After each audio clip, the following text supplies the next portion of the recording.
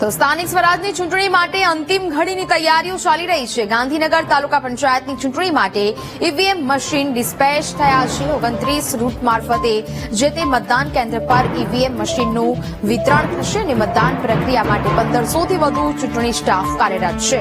ગાંધીનગર તાલુકા પંચાયતની 28 બેઠક પર ચૂંટણી યોજાશે અને આવતીકાલે મતદારો 224 બૂથ પર જઈને વોટિંગ કરશે।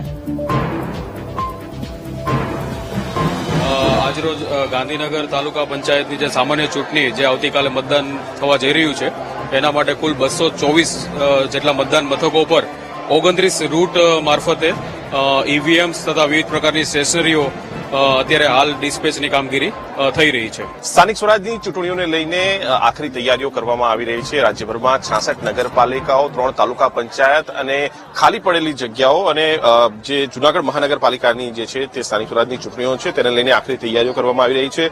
દ્રશ્યો જોઈ શકાય છે ગાંધીનગર સેક્ટરની 15ની કોલેજમાં કે જ્યાં ઈવીએમ ડિસ્પેચની કામગીરી શરૂ કરવામાં આવી છે। ગાંધીનગર તાલુકા પંચાયતની જે 7 વોર્ડની 28 બેઠકો છે તેના માટે ચૂંટણી જે થવાની છે તેના માટે અત્યારે હાલ ઈવીએમ ડિસ્પેચની કામગીરી શરૂ કરવામાં આવી છે।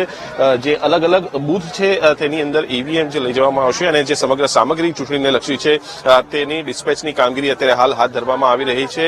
આ જે સમગ્ર પ્રક્રિયા જે છે તમામ કર્મચારીઓની ઉપસ્થિતિમાં કરવામાં આવી રહી છે।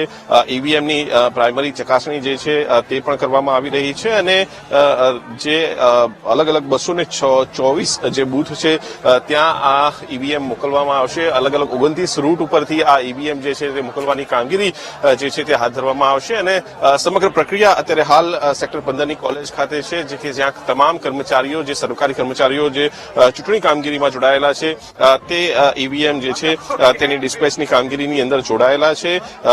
જે સીલ જે છે તે રાજકીય પક્ષોના જે લોકો છે જે પ્રતિનિધિઓ છે તેમની ઉપસ્થિતિની અંદર ખોલવામાં આવ્યું અને ત્યારબાદ ઈવીએમ જે છે તે કર્મચારીઓને આપવામાં આવી રહ્યા છે। આવતીકાલે સવારે 7 વાગ્યાથી મતદાન શરૂ થશે, સાંજે 6 વાગ્યા સુધી મતદાનની પ્રક્રિયા ચાલશે। આવતીકાલે સવારે પણ મતદાન શરૂ થતા પહેલા જે પણ બૂથ એજન્ટ હશે તેમની ઉપસ્થિતિની અંદર મોકપોલ જે છે તે પણ કરવામાં આવશે। કેમેરામેન શાયર શર્મા સાથે મેહુલ દેસાઈ, ગાંધીનગર।